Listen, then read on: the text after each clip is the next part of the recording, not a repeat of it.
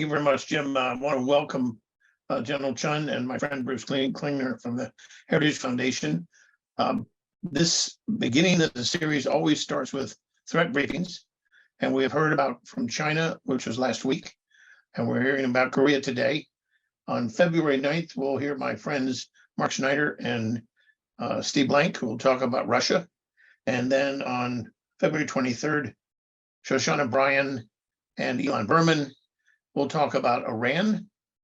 And then on March 1st, Bruce Klinger, Matthew Kronig and Greg Weaver will talk about the Posture Commission and their recommendations with respect to our force structure and our nuclear elements in terms of they'll look at what we need to do. And then on March 15th, Brad Roberts will be talking about NATO and the extended deterrent requirements, not only in Europe, but to some degree in Western Pacific, where we do not have any nuclear weapons, as you know, but that is also of concern. The introductions for our two speakers, their bios are in the material we sent out. I do have an interesting connection to General Chun. I lived in South Korea, as you know, for 2 years as a student at Yonsei University at the International Division. And in a great tragedy, my Korean professor, Hampyeong Chun, and the family I lived with was killed in Burma in a terrorist attack by North Korea, where I believe General Chun rescued a 3-star general from being killed at that, for which he was honored, which is interesting, but it tells you the seriousness with which we need to take the North Korean threat. And then, of course, Bruce, I've had speak at this series many, many years ago, a number of times. When I was 22 years at the National Defense University, Bruce, I was there at the same time Bruce got his degree at the National War College.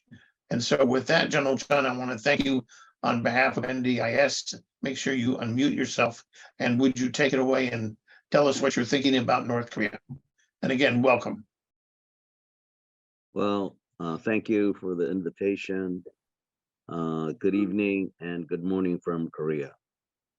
I must be honest in saying that when I was thinking about 2024 last year, I had thought that the North Koreans would not be as provocative as usually they are, because they should have learned their lesson that scaring South Koreans just doesn't work.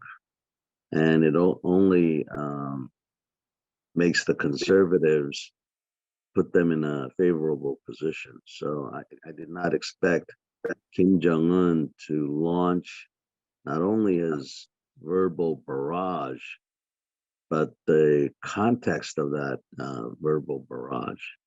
I'm sure many of you know this, but he has basically declared that the Korean people are now different, that the North Koreans and South Koreans are not of the same race. It sounds childish, but it is of very great significance to the Korean people. People nowadays have little interest in unification. That's true. But in our hearts of hearts, Koreans have always aspired for unification. Some of you who know Korean, 우리의 소원은 통일. That's a phrase that's used in North and South Korea. No more. Kim Jong-un has declared that we are no longer the same people. In fact, he has identified South Korea as North Korea's main enemy. And this is from Kim Jong-un, who is purportedly have said just last year that war is our main enemy, our being North Korea. He has made a significant change in policy, and he's putting things into action. He's disbanded all North Korean organizations dealing with exchange with South Korea. He's blown up or dismantling monuments committed to unification, rather peaceful unification. And he has said that one of these days we have to pacify South Korea, whatever that means. What is most concerning to me is his remarks concerning the Northern Limit Line. The Northern Limit Line refers to the west and east seas of the Korean Peninsula, especially in the West Sea area. I'll bite my tongue for using this word, but it is a contested area. To a South Korean guy like me, it is not contested. It is South Korean territory. But I must admit, you know, it warrants debate. But what he said can be interpreted in saying that he will not recognize the NLL. And this is pretty significant. So that's my main concern right now. Well, that's my second main concern. My main concern is actually South Korean response. Right now, South Korea's response is, I won't use the language, but it's immediate, forceful, and to the end. So that's a great slogan, but for a policy, it has much to be wanted. And when it trickles down to the tactical level, what is it saying? Well, one of the things that it's saying is, if the North Koreans shoot at us, you destroy not only the shooter, but his support base and his upper echelons. And the only way we, the South Koreans, will be able to do that is to use long-range assets to include aircraft, which means escalation. So I hope that this is a slogan, a form of South Korean verbal barrage to North Korea. And I hope the North Koreans know that. But North Korea is a country that just can't seem to be weak, and we should not be daring them. Now, before I end, I must explain why the South Koreans are using this kind of slogan.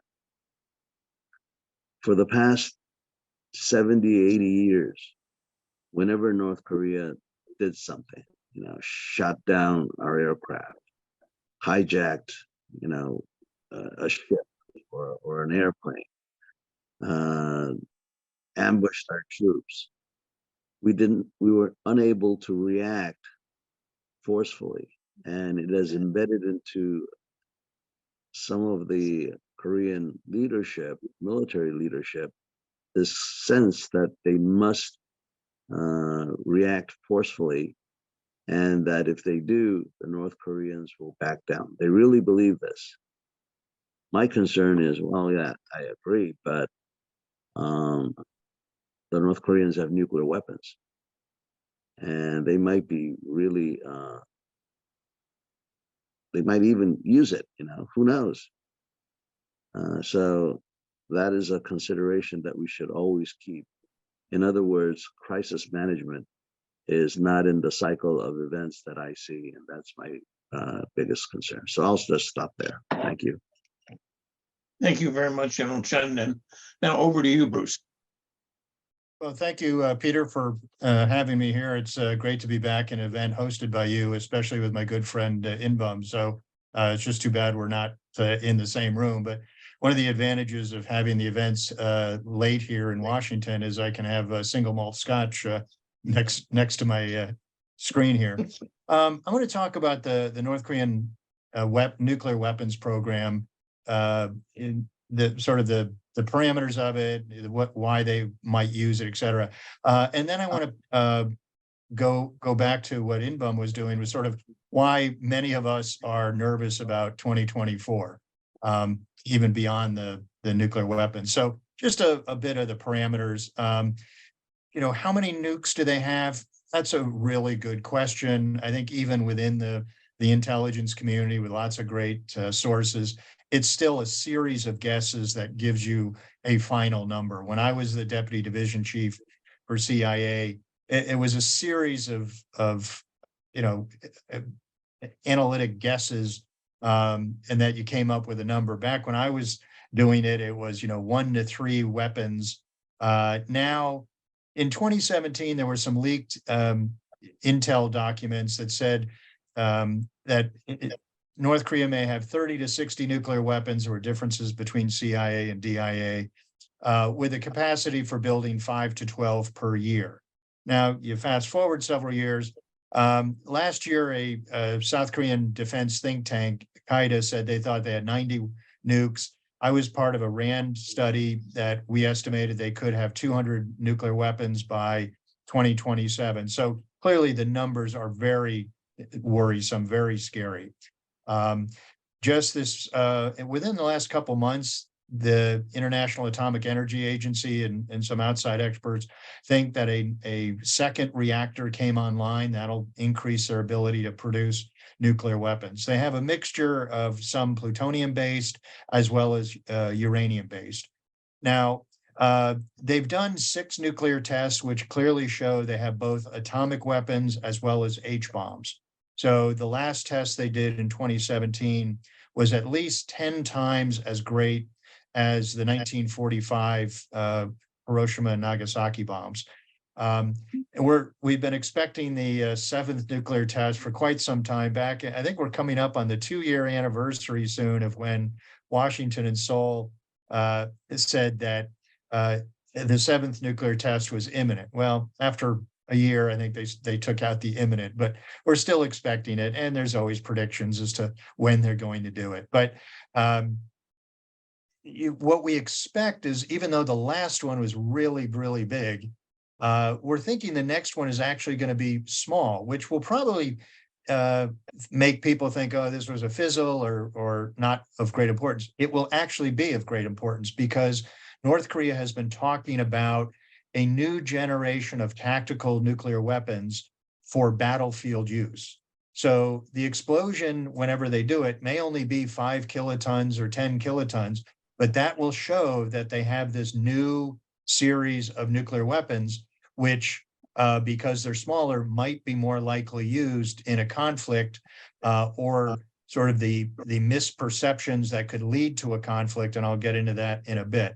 So people have probably seen the photos of Kim Jong-un, first with the disco ball, as we called it, a bright silver ball, and then what was called the peanut, kind of this elongated thing. And then Kim was seen with 10 or so of these very small nuclear weapons. I'm calling them the olives. They were green with sort of a red tip, so they kind of look like the olives you put in your martini. Anyway, there was a chart on the wall behind him, and then also North Korean statements have said those nuclear weapons can fit into 8 different kinds of delivery systems. Everything from short-range ballistic missiles to cruise missiles to an underwater nuclear delivery system. So again, very, very worrisome.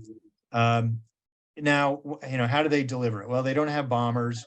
And then their submarine, they've had one that had one launch tube, and now they're putting together another one that people have called Frankensub, because it was basically, they took a submarine, cut it in half, extended it, and then put in a new middle section. So people kind of wonder if it's even watertight. But that could have I think it was four big tubes and 6 little tubes, or vice versa. So yeah, it's in work. It'll be worrisome, but the main thing is the land-based missiles.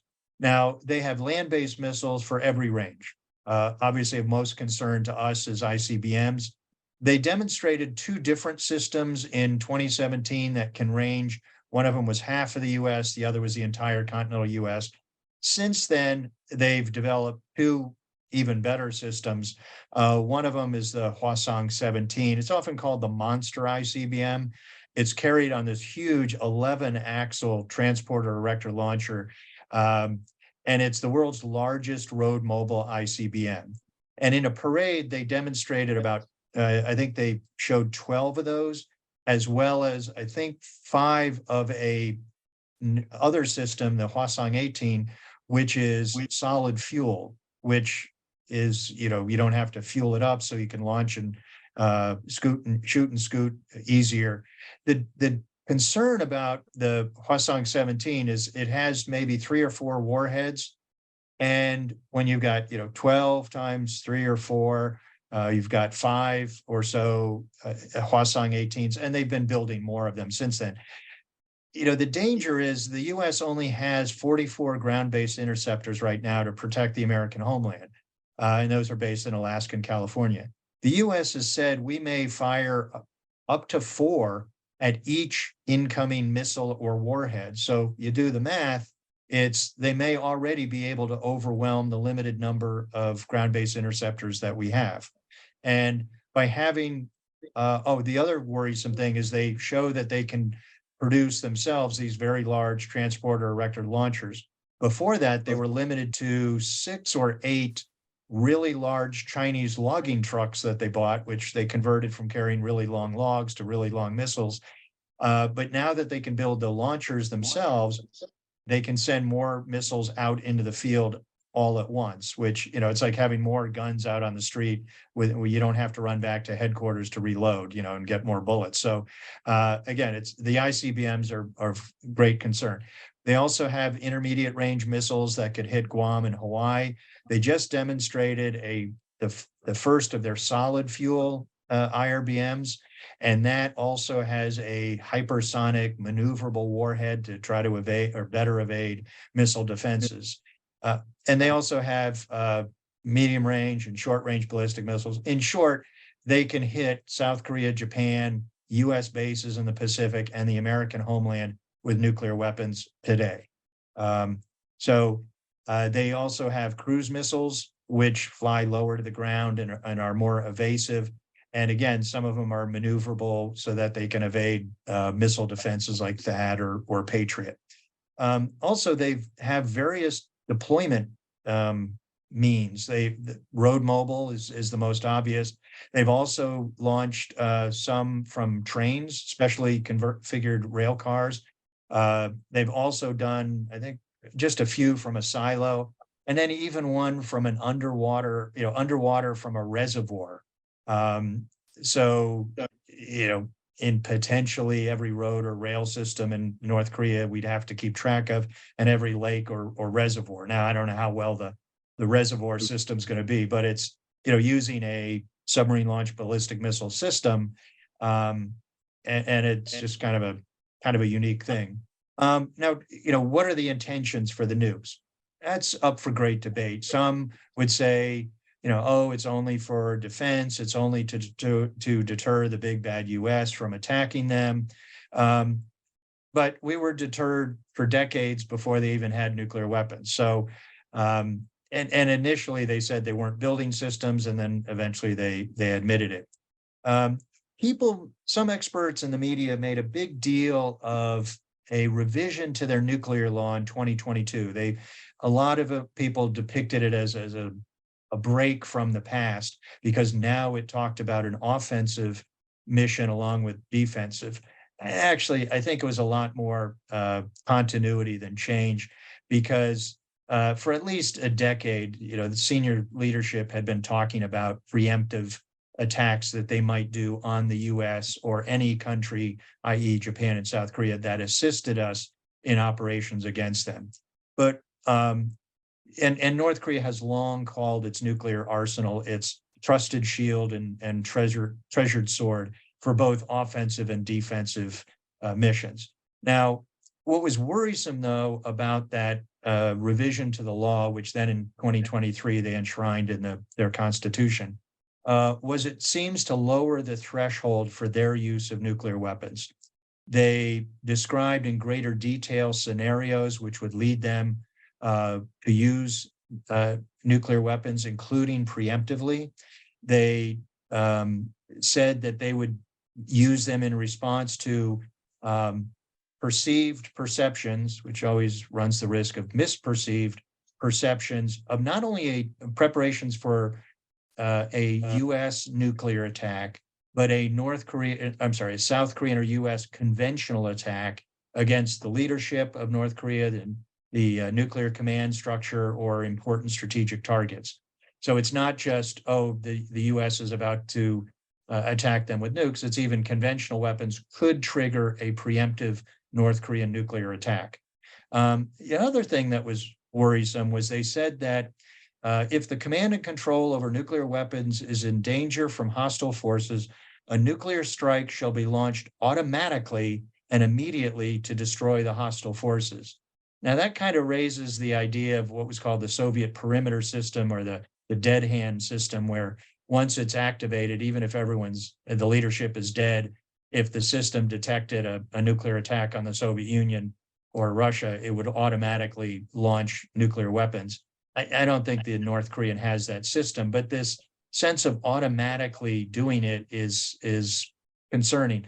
I talked to a senior North Korean defector who said that, one of the lessons North Korea learned from US operations against Iraq was, we go for the leadership. We try to cut off the head from the body rather than kind of tank plinking along the forward edge of the battlefield area.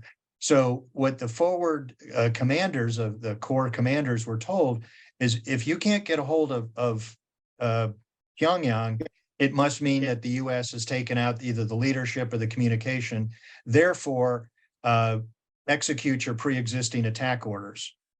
What happens if it's just the phones go down? And if with these new tactical battlefield use nuclear weapons are deployed to the forward core area, if they can't communicate with the leadership, would they launch them?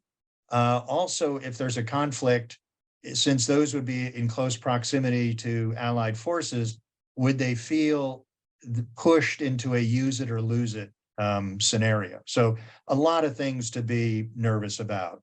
Now, what are the implications for the US and the Allies? Well, when it comes to nuclear weapons, numbers matter. Even a few could serve as a deterrent. And now that they've been just keep building, and Kim Jong-un has called on the military to exponentially increase the number, that opens the door for additional kinds of strategies. Is it just to be used to coerce South Korea and Japan to giving North Korea what they want to, prevent a nuclear attack? Is it to, intimidate the US from responding to an attack on our allies because we're fearful of nuclear attacks on our own soil?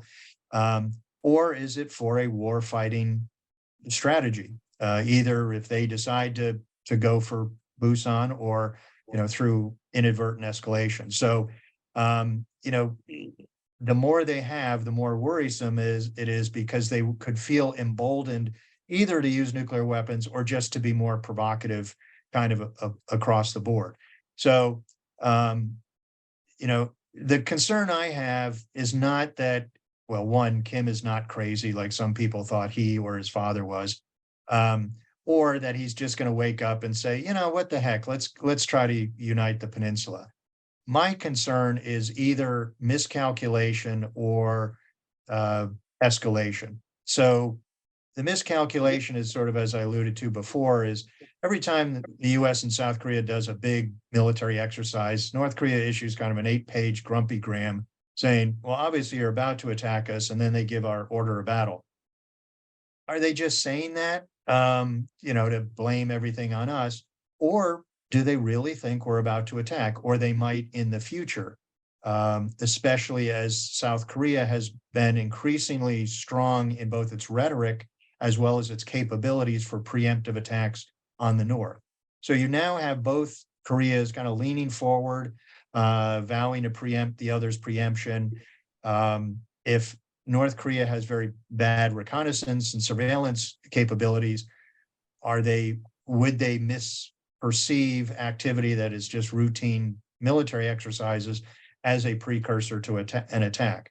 Or the stumbling in a war is also, kind of to be a little silly. One corporal drops his rifle along the DMZ, it goes off. The other corporal, Kim up north, responds with a 50 cal machine gun, then mortar fire, et cetera, et cetera. You find people along the DMZ say that a tactical situation can become strategic quite quickly.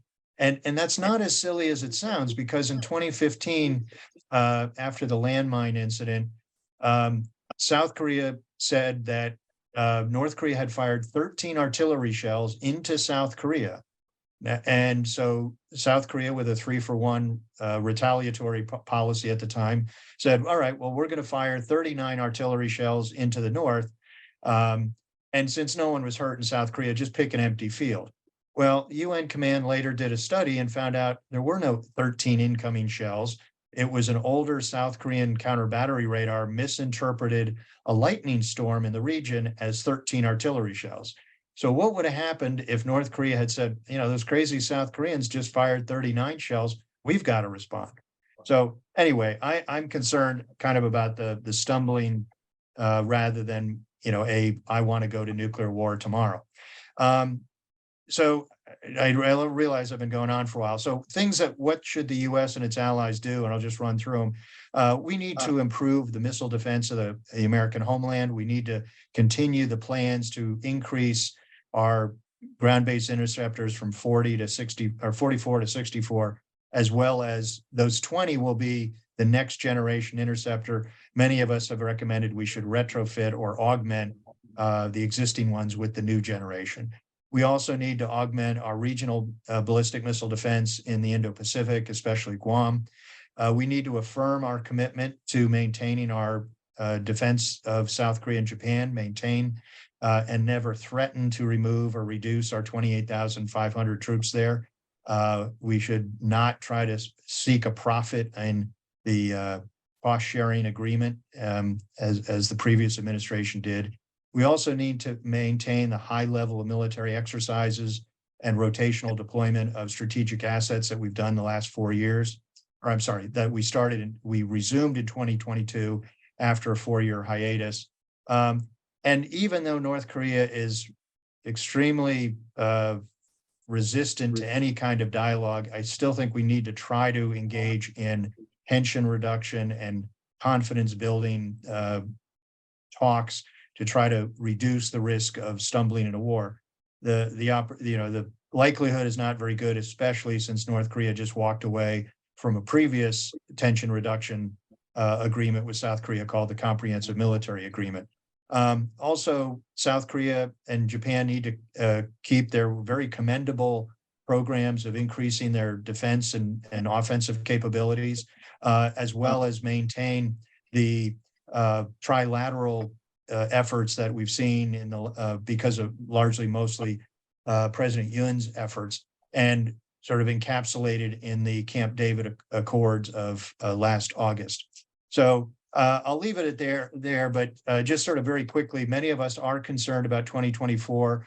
I don't think North Korea has made the strategic decision to go to war, as two Korea watchers have said.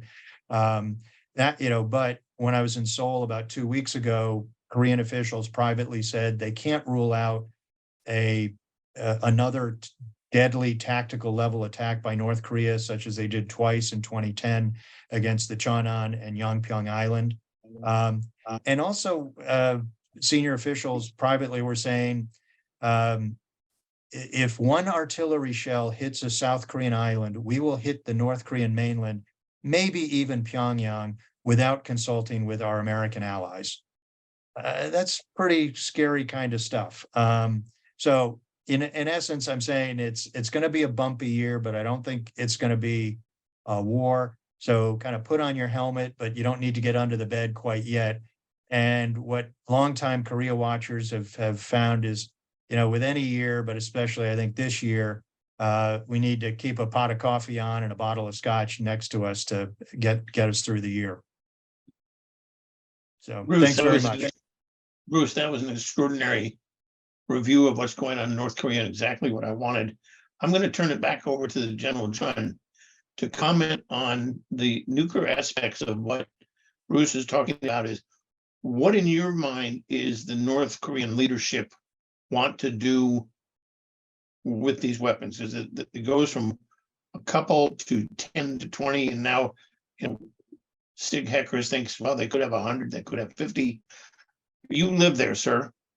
What do you think the North is? What are they trying to do with the nukes? And then my second question to you is, what is the role of the Chinese leadership and government and military in not only helping initiate the North Korean nuclear programs, but building them up the way they are? Yeah, so I have two questions from James, which will be incorporated in this answer. But fundamentally, why did Kim Jong-un make this shift in policy? So number one,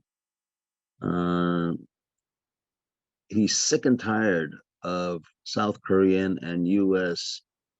Um, re, you know, resistance, inability, whatever you call it, inability for the South Korean progressives, hostility from the South Korean conservatives towards his government. And so he knows, he's concluded that he can't make a deal with either at this point with the same kind of tactics. So that's number one. Number two, I think he is very, very concerned about the influence coming from the outer world, especially South Korea. He is scared of K-pop and K-drama. I mean, really scared. And if you were a dictator like him, you'd be scared too. And number three, we know that corruption is rampant in North Korea. It's only natural. They're starving to death. We know that the North Korean military has been siphoning off petrol, war stocks to get food, probably naming South Korea as a main enemy and threatening war is a way of disciplining his military. So I think those are the three main reasons. We talked about North Korean nuclear weapons threatening the United States and advances. Gentlemen, let's just face it. They have the ability to hit me right now. They had the ability to hit me with chemical weapons decades ago. So for me, either I'm nuked or I choke to death. I'm not too worried. But for you, within 5 years, they will have the ability not just to reach your country, but actually, have some precision and likelihood of success. And we all know missile defense is better than nothing, but it's just better than nothing. So I'm really concerned when you Americans realize this, that you're going to get, you're going to run around as if your hair's on fire, which is normally what you do, and decide to attack North Korea. Please let me know first so that I can get my dogs out of this area. Anyway, I think the first point that I would like to make is North Korean, Kim Jong-un's nuclear weapons have use not only towards South Korea and the United States, but to his own people. In the end, if there is a revolt, he'll probably either detonate it within his own country or use that to make sure that there is no revolt. This is the difference between Romania and the Soviet Union. So that's one thing that I would like to remind everyone, and maybe seek your wisdom on this issue. North Korea, the Chinese role. The Chinese don't want North Korea to have nuclear weapons.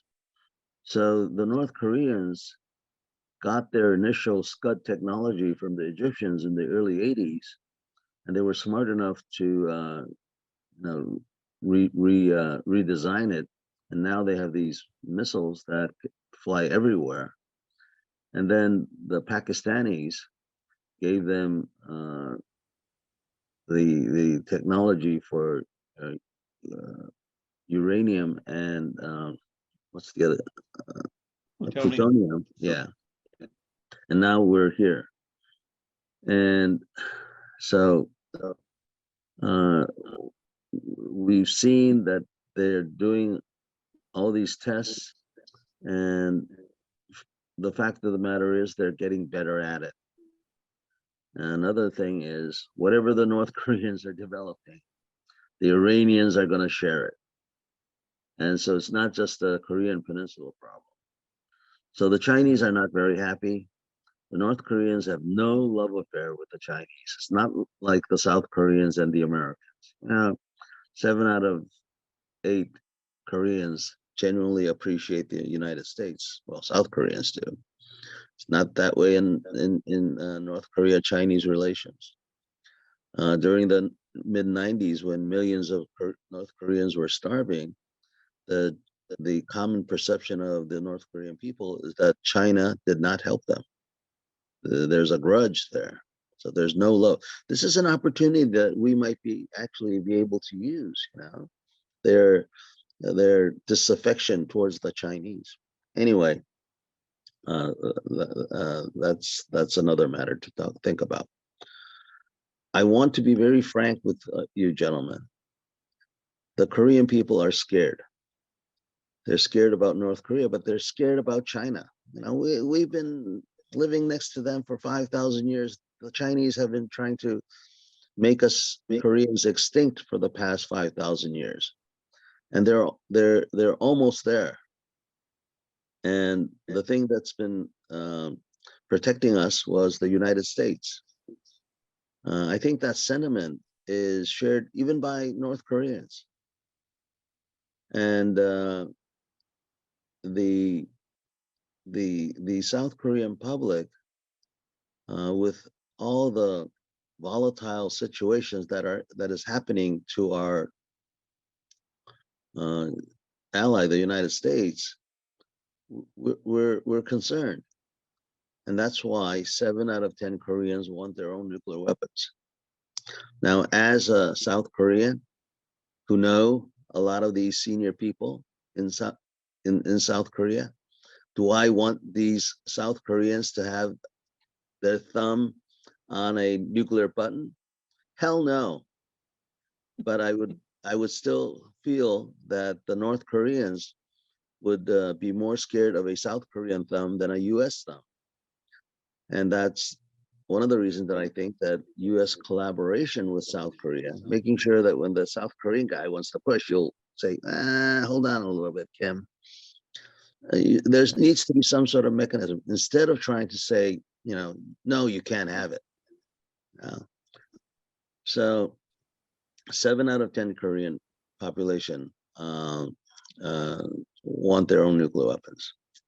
But in private, when I'm having dinner and a drink with, you know, so-called learned senior Koreans, it's 9 out of 10.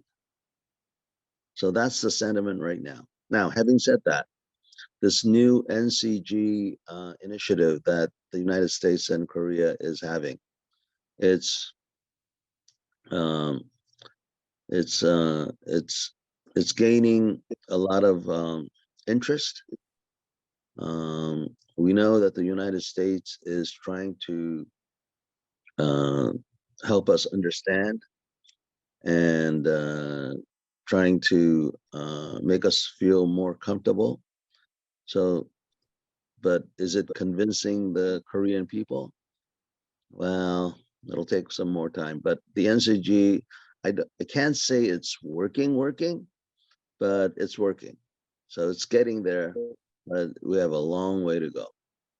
So I just want to say that we need to really think about the Koreans having some kind of nuclear capability, because we have a legitimate reason here, which is within the next 5 years, we have all this nuclear fuel that we're storing, and we can't do anything with it, you know. And if you prevent us from reprocessing or whatever, you know, take some of it back to Alaska or wherever, but we just don't have any place to store it anymore, and it's only 5 years away. So there's another aspect to this as well. I forgot what you asked about nuclear, but I hope I answered it, and I can give you my opinion on any other question. Thank you.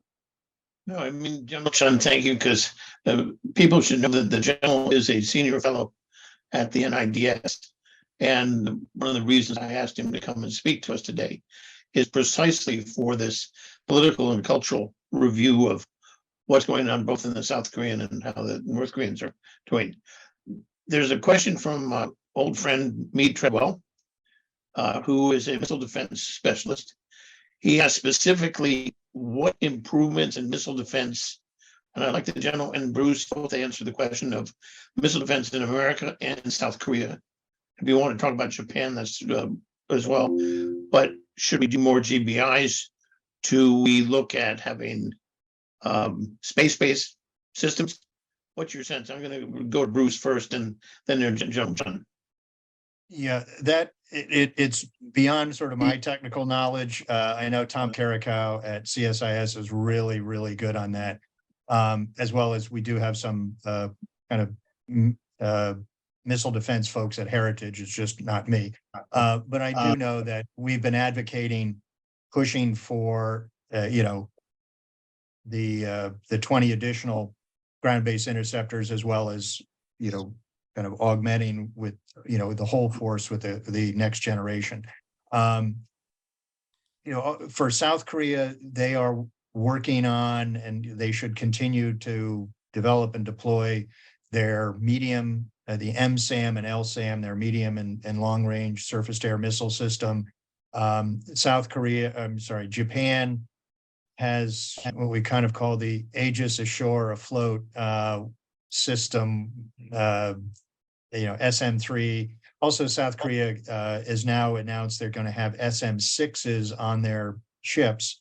Up until now, the missiles that they've had on their ships could only react to anti-ship missiles, not ballistic missiles, but the SM-6 will give Korea that capability. But I sort of will admit ignorance on the details, but I know Tom Carricow and Bob Peters, who's at Heritage, are very good on that. On the South Korean nuclear, I'm going to disagree with my good friend Inbaum and hopefully still be able to go out for a beer afterwards. I did a paper for KAIDA, the Korea Defense think tank, where I kind of unpacked the 71% or the 76% figure that people often quote. Those numbers did not include, okay, dear responded, do you know what will happen if you go nuclear? When that was incorporated, the numbers went down, in some cases down to 29%. And in none of those studies did it ever mention, what would be the reaction of, are you taking into account the Chinese response? Now, we all know how strongly China responded to THAAD, and while our policy should not be to make China happy, when we push our Korean friends like, hey, can you guys do more, criticize China more directly about its transgressions? Could you come out and do this? Can you do that? It's like, oh, we can't because of THAAD trauma. Well, on the other hand, then the nuclear advocates will sort of not even mention the potential Chinese response to nuclear weapons on offensive systems that can reach into China. So anyway, the numbers I think are a bit misleading. Also, when President Yoon signed the Washington Declaration, he pretty much closed the door on a South Korean indigenous program by affirming South Korean adherence to the Non-Proliferation Treaty. So unless some future president or President Yoon comes out and says, I am going to abrogate our participation in the NPT, and right now it's a bit of a non-issue. That said, there are factors which could cause a resurgence or surgence of South Korean public opinion, including the results of the US presidential election. So what we've seen in the past year, almost year, with the NCG and the Washington Declaration, I think a lot of positive momentum. I met with Ministry of Defense people and other senior officials 2 weeks ago. I was at the Pentagon 2 or 3 days ago. So there's a lot of positive development, particularly from those who have been involved in the training classes, the tabletop exercises, and the discussions.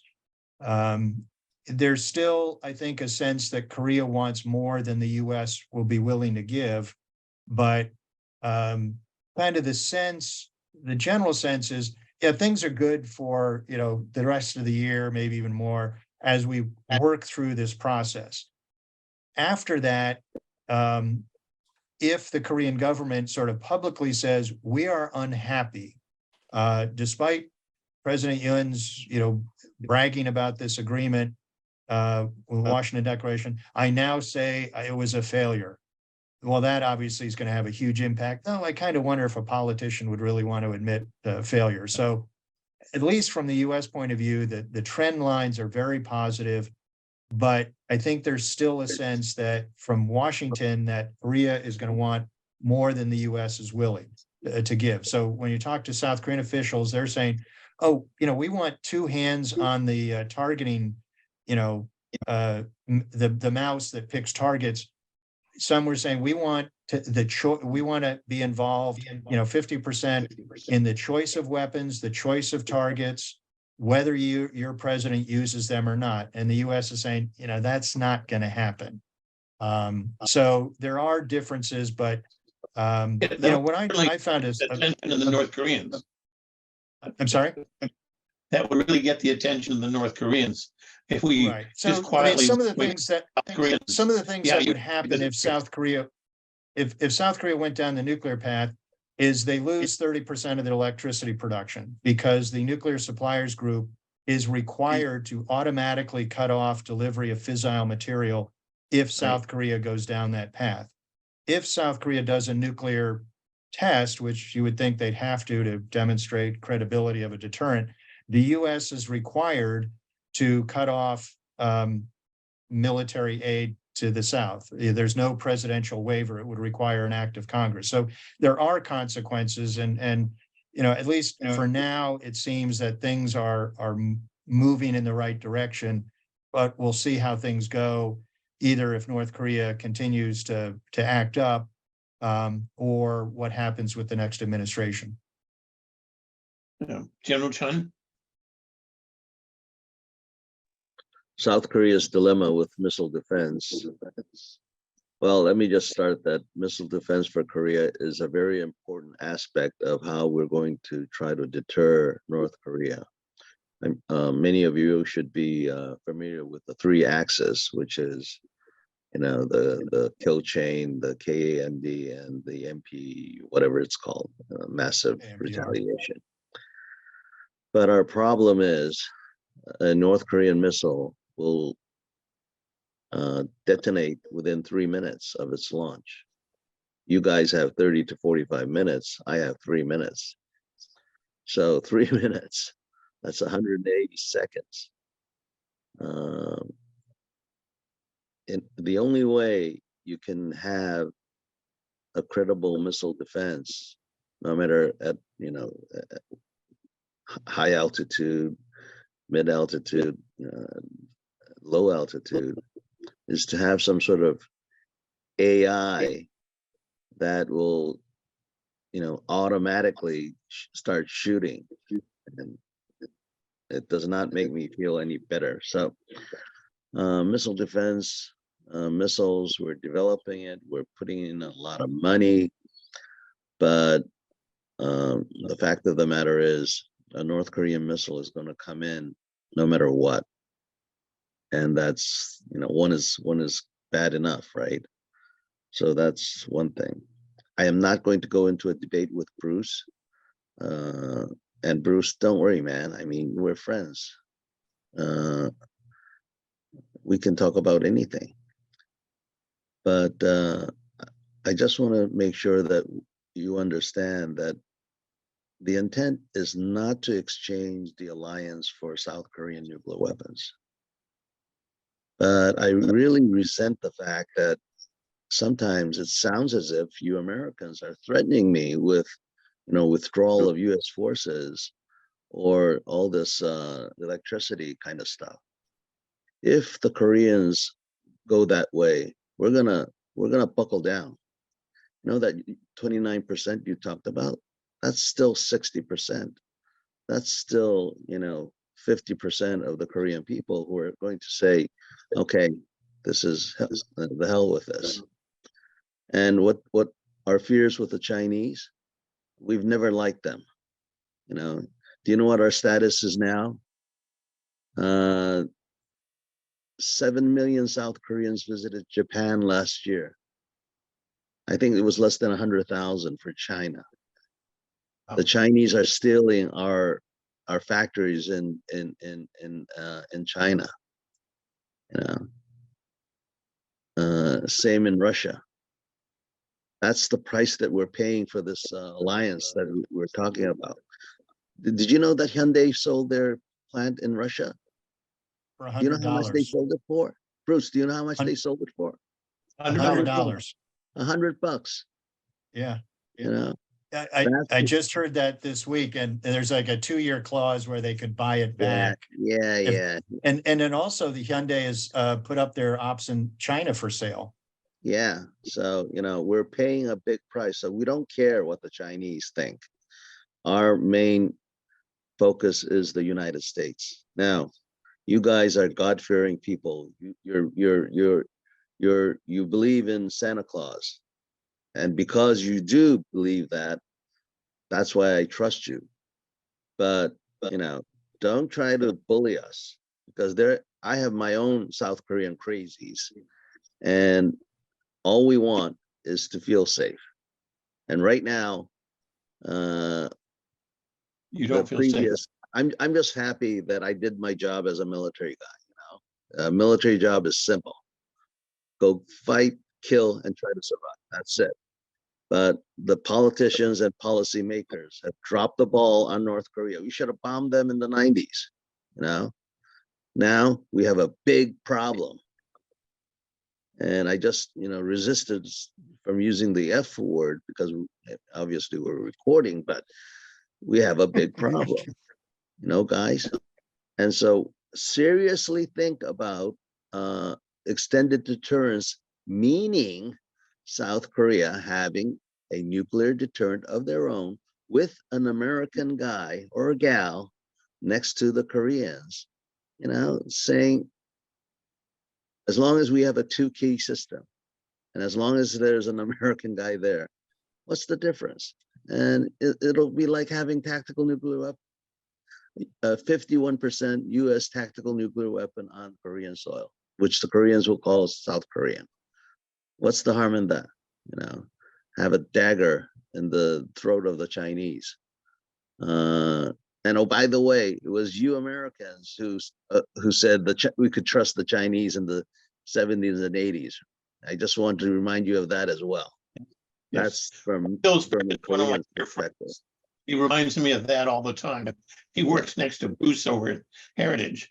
Yeah, so we're not afraid of that. What the Chinese did to us during that, it just reaffirmed for guys like me, you know, how stupid the Chinese are if they thought that they could bully us. Now, I think the Chinese are really confused because they think, oh, gee, maybe in 3 years when Yoon is out of the office, we'll get Lee Jae-myung into Korea, and then we'll have a great relationship with the South Koreans. They don't know us.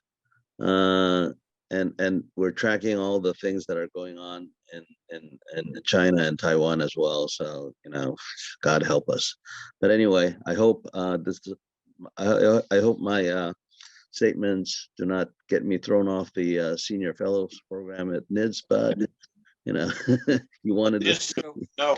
One thing, Peter, if I could just kind of emphasize, as I know we're getting close to the end, is kind of, you know, when I look at the Indo-Pacific, to misquote Charles Dickens, I'd say, you know, it's the worst of times, but it's the best of times in responding to them.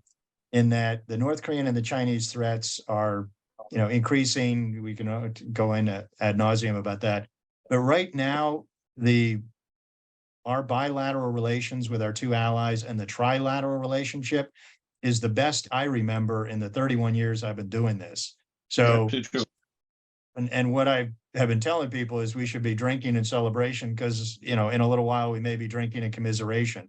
So, you know, right now it's just, I mean, I give a lot of credit to President Yoon for his very courageous, politically risky outreach to Japan, which led to a lot of things. I've lost track of how many, you know, trilateral exercises we've had, how many trilateral meetings there have been. I mean, we're just trying to institutionalize, regularize, you know, this so that no subsequent leader in any of the three countries can kind of undo it. So, right now there's a really, really good momentum in all three countries, and we just need to maintain it and try to get it so that no one decides to undo it, because it's become second nature. Jim, I will leave you the last question, but I want to get one more question into General Chun and Bruce. In 1982, according to former Secretary of the Air Force, Tom Reed, the Chinese decided to actively proliferate nuclear weapons technology to their friends, particularly the Pakistanis. I have always thought that they thought a nuclear program in North Korea would set off a debate in South Korea that would end up splitting the alliance between the United States and South Korea. And as Bruce just pointed out, it didn't. We've had our disagreements, but I agree also Japan, South Korea, and the United States probably were closer in terms of cooperation than we have, I would say, ever. It's extraordinary. But here's my question. Have the Chinese, did they miscalculate, and are they going to double down? Or are they going to see American presence in South Korea and in Japan as pretty much a permanent fixture of the Western Pacific? So I think they were trying to drive us out. Yeah, I disagree with the premise that the North Korean nuclear and missile programs are of Chinese origin. As Inbom pointed out, if anything, it was Russian on the missile side. North Korea began its nuclear weapons program in the early 1960s because they felt they could not trust the Soviet Union or China. They felt that the Soviet Union sold out its Cuban ally in the Cuban Missile Crisis, and China did not share the information from its 1964 nuclear test at Lop Nur. So, as has been often the case, North Korea did it indigenously. Again, I think as Inbom pointed out, it was kind of, they kludged together stuff. Neither Moscow nor Moscow or Beijing gave them stuff. They reverse engineered the Scud missiles they got from Egypt. They extended them, et cetera. They did get some unemployed Russian nuclear scientists after the collapse of the Soviet Union. They did get warhead designs via the AQCon network and stuff. So they are getting foreign expertise and foreign technology, but it's not some grand sort of James Bond Spectre conspiracy by Moscow and China to give them stuff. It's they don't trust or like the Russians or the Chinese, so they feel they need to do it on their own. Now they get some stuff from the outside, but it's not Beijing or Moscow giving it to them.